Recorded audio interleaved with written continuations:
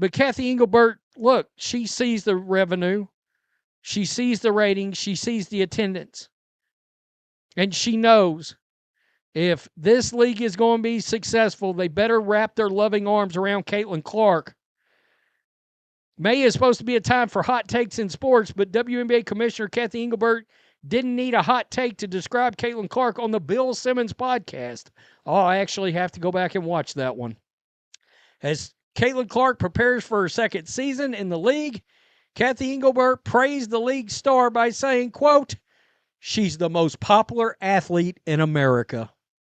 Many have questioned her leadership style previously. This update will likely upset certain WNBA supporters who act as if they're protecting something extraordinary, defending a competition that hasn't been financially successful. Their protective stance is partly why profits remain elusive. The reality is that mainstream sports enthusiasts need to embrace the league for financial viability. Not women's basketball player, not WNBA player, not NBA player, the most popular athlete in America. While Clark certainly has her detractors, just as any other sports stars across more popular leagues do, her impact on the WNBA isn't a fluke. The WNBA chief is finally acknowledging reality. She's accepting the facts and stating what's obvious to new. Caitlin Clark isn't just the top women's basketball talent globally. Engelbert goes further in a way that will upset many followers. Supporters of Angel Reese and A'ja Wilson will be notably displeased. However, Engelbert sees the financial indicators, viewership statistics, and arena numbers. She understands the league's success depends on fully supporting Clark. While May typically features bold sports opinions, Engelbert's comments about Clark on the Bill Simmons show weren't exaggerated. As Clark approaches her second professional season, Engelbert praised her, saying, "She's the most celebrated athlete in America. Not just a women's basketball competitor, not simply a WNBA participant, not an NBA player, the most celebrated athlete nationwide." More fans are tuning in and attending games to see her in action, most to cheer her on, others hoping she'll fail, often leaving disappointed. Goes on to talk about the fact she's got a game against Angel Reese tomorrow. Quote, "It is a balance, but she's a generational talent." Though Clark faces criticism like stars in more established leagues, her influence on the WNBA is genuine. More viewers are watching and attending matches to see her perform, many cheering her success, others hoping for failure but often leaving disappointed. Her upcoming match against Reese is highly anticipated. "We need balance, but she's a once-in-a-generation talent," Engelbert explained. "No competition revolves around just one participant, but Clark brought countless new viewers to our league, and her impact is undeniable." Engelbert said, "No league is ever about one player, but in this case, Caitlin brought tens of millions of new viewers to the W, and there's no denying the impact." Oh my God. I hadn't even read that part yet. I like to go into these articles cold so you get my natural, real reaction as we look at it. I didn't even see that part. There's no denying her impact. Engelbert went on to mention that the league certainly has other stars, A'ja Wilson, Breanna Stewart, and more, but the metrics for viewership and ticket sales don't lie, and they all point to the Iowa Hawkeye phenom. Oh my God, they're going to be furious. Engelbert mentioned other notable players like Wilson and Breanna Stewart, but attendance and viewing statistics clearly point to the former Iowa standout. Longtime supporters will be furious about this perceived betrayal. They'll likely target Engelbert with serious accusations given her background. This declaration represents a significant shift from the league's initial hesitation to fully embrace Clark. Engelbert's comments suggest possible influence from NBA leadership like Adam Silver. NBA owners with WNBA investments are tired of financial losses. The recent media rights agreement was largely driven by Clark's presence. Oh, the fandom's gonna be furious. How dare you betray? They'll be calling hey, Cathy Engelbert, you better get your hate task force ready, because they're going to be coming for you with their pitchforks. You're a white lady. Guess what you're about to get labeled as? As the 2025 WNBA season begins, the Iowa Hawkeyes women's basketball community shared support for league opening day, highlighting former players now in the professional ranks, Clark, Megan, and Lucy Olsen. The Iowa fan base shows remarkable loyalty. If supporters from UConn and South Carolina followed their stars into the professional league with similar dedication, many WNBA games might outperform NBA attendance, which already happens when Clark plays. Guess what's going to happen there? Wow. That's really a bombshell. That the commissioner, and we know there was some reluctance from the league to fully embrace. The commissioner's just saying it now.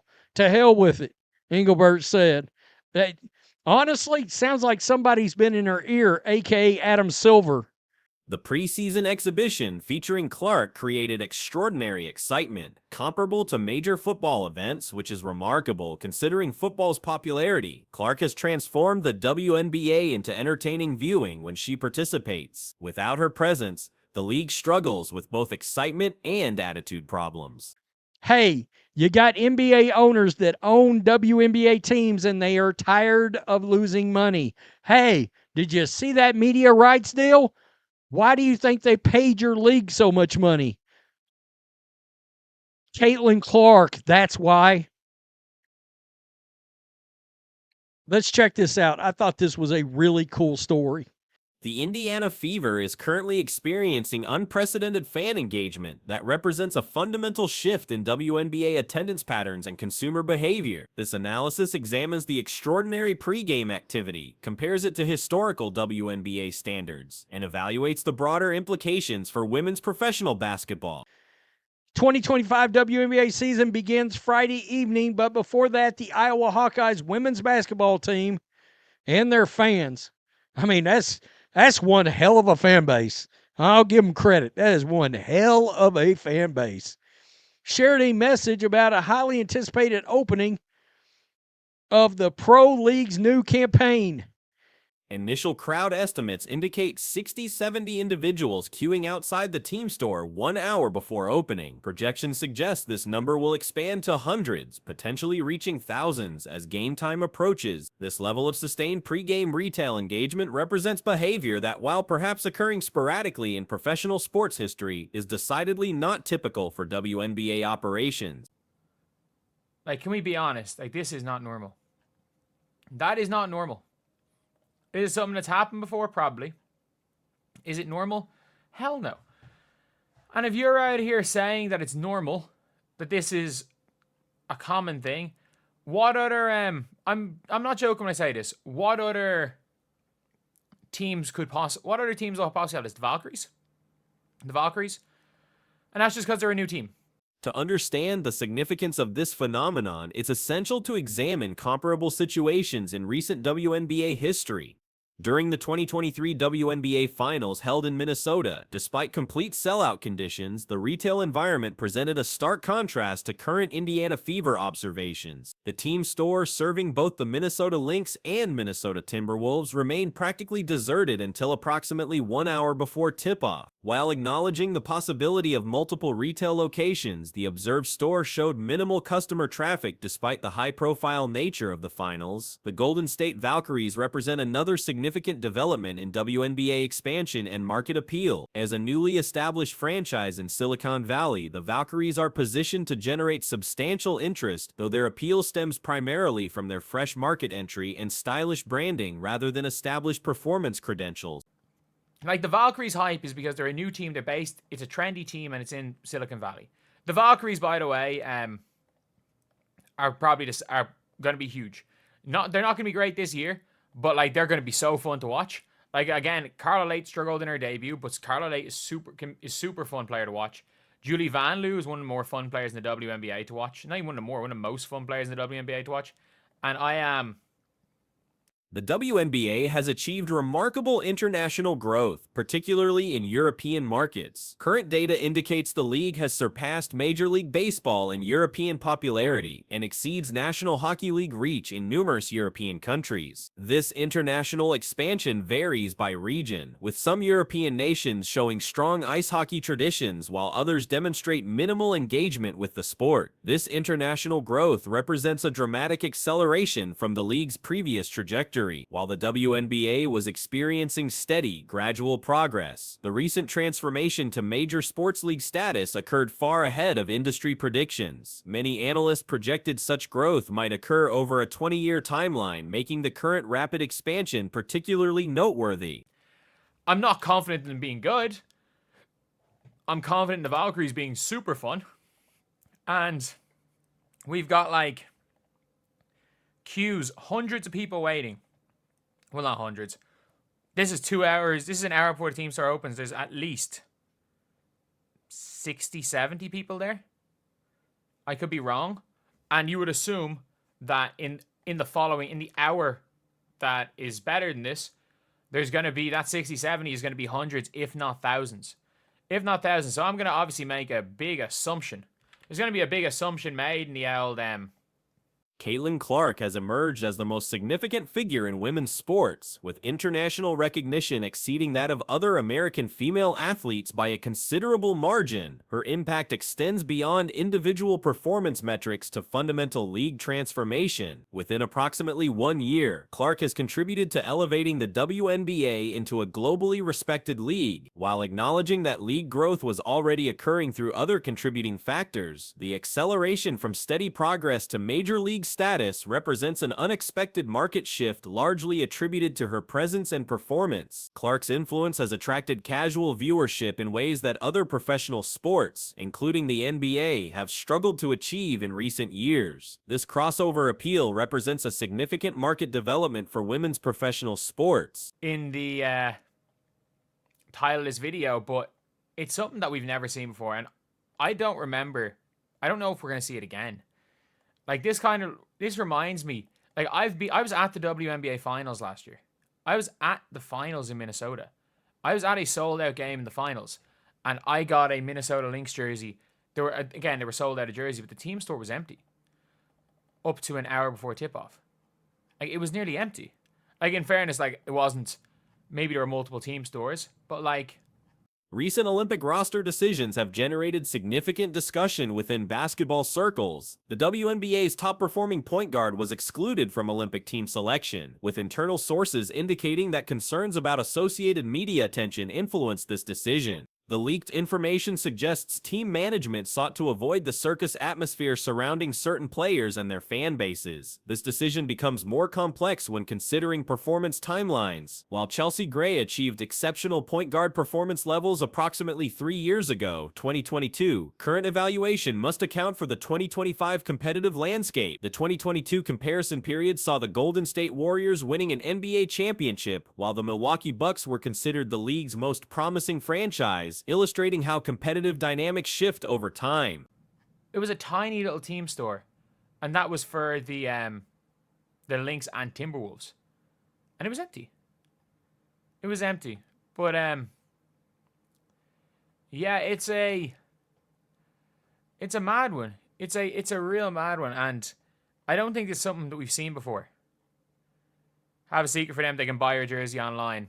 Yeah. And shout out to the guy who sent me this jersey. And we also have the current WNBA competitive environment demonstrates significantly elevated skill requirements compared to previous eras. Traditional advantages such as height alone no longer guarantee success, with players requiring comprehensive skill sets to maintain roster positions. Notable exceptions exist, such as Brittany Griner, whose exceptional skill and shooting touch complement her physical advantages. European player integration has enhanced league quality and entertainment value. Maureen Johannes' return to WNBA competition represents part of a broader trend of top international players choosing to compete in the league. This international talent influx contributes to elevated competition standards and provides diverse playing styles that enhance overall product quality. T-shirt on my chair over there. You can the every game's a home game T-shirt, and because I'm gonna wear that for every Fever away game. I'm not going to wear it for the home games. It is unbelievably hot right here. So, yeah, the t-shirt I'm wearing right now is going to be coming off for the game. But, yeah, it's all around just a mad situation. Who still remembers the WNBA was having their Michael Jordan moment? The whole league was taking flight and they decided to go off to the Olympics. Just kind of like played out well for MJ. NBA's coming out party and they left her off the team. The emergence of competitive rivalries within the WNBA provides significant benefits for basketball as a sport. These rivalries create sustained fan interest beyond individual game outcomes and contribute to narrative development that maintains viewer engagement throughout season. Caitlin Clark's emergence as women's basketball's biggest star extends beyond sport-specific recognition to broader women's sports leadership. Her international profile significantly exceeds other American sports figures, particularly in European markets where American athletes traditionally struggle for recognition. I do love how the fact that like somebody in the camp came out. So someone was obviously pissed off about it and came out and said part of the reason was they didn't want the circus around the team. They didn't want her fans. It was part of the reason they didn't bring the best point guard in the WNBA into the Olympics. And whatever you want to say about Chelsea Gray, like, I think there's an argument to be made that Chelsea Gray 3 years ago was... The Indiana Fever aren't merely a group with potential anymore. With Clark leading, they're turning into something much stronger as her second season begins. A shift based on the physical improvement she gained during the offseason. This growth faces its first real test on Saturday. Indiana start their season at home against the Chicago Sky and Angel Reese, the first of 5 games between these teams this year. Reese, similar to Clark, comes after an excellent rookie season that helped drive record viewership and attendance for the WNBA. Their direct contest ranks among the top matches of opening weekend, offering glimpses into the league's promising future. Competition is genuine, and that's what makes sports exciting, Clark stated. Certain teams make those games matter more. We handle every game the same way, but rivalries keep fans engaged, and they really enjoy that. Clark's quick progress has impressed head coach Stephanie White, who came back to Indiana this offseason after productive years with Connecticut. Caitlin faced many challenges from day one. New league, new teammates. Everyone's bigger, faster, stronger, White remarked. But she's very hardworking with great game understanding. She wants to improve. Betting experts apparently agree. Clark is now rated as the leading candidate for most valuable player this season, highlighting how important her offseason work is expected to be. Clark herself admitted that adapting to WNBA physicality was the biggest challenge in her rookie year, something opponents used against her. This season, she's set on changing that story. Entering year 2, I know this league. I know what to expect. I understand how training camp works. Just having that knowledge of how things operate has given me lots of confidence, she explained. That assurance was clear during the Fever's 81-76 preseason victory over the Atlanta Dream, where Clark's new strength was immediately noticeable. She moved smoothly, her signature long shots looking even more natural. Her drives to the hoop showed power she didn't have before, and her passes displayed the benefits of her winter training. It looks like she might have even extended her three-point range, one watcher noted. Her distance shots were outstanding, and the comfort with which she took them was notable. The Fever made key roster changes during the break, with general manager Kelly Krauskopf and head coach Amber Stocks focusing on veteran guidance. Bonner, Howard, and Sydney Colson were brought in to add expertise and championship knowledge to the team. I think what we mainly lacked last year was experience, Clark pointed out. Adding seasoned veterans like D.B. Bonner and Sid Colson and Tosh Howard and surrounding us with that wisdom, that's what will really help us.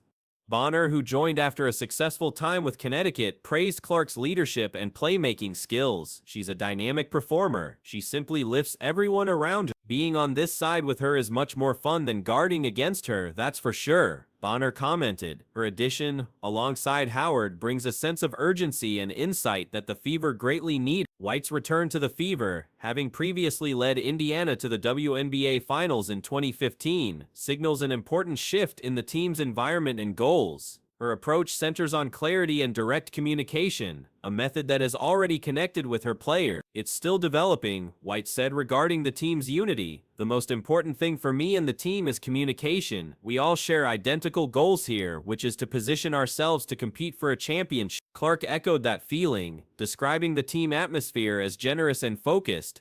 Everyone is happy to be here. We all share the same aim. Building those connections with teammates and being intentional about it is very important, she explained. With Clark's growing leadership, Bonner and Howard's championship mindset, and White's structured philosophy, the Fever find themselves approaching the WNBA's top level. We're establishing our character, and the common element in our team is that everyone is unselfish. Everyone wants to succeed.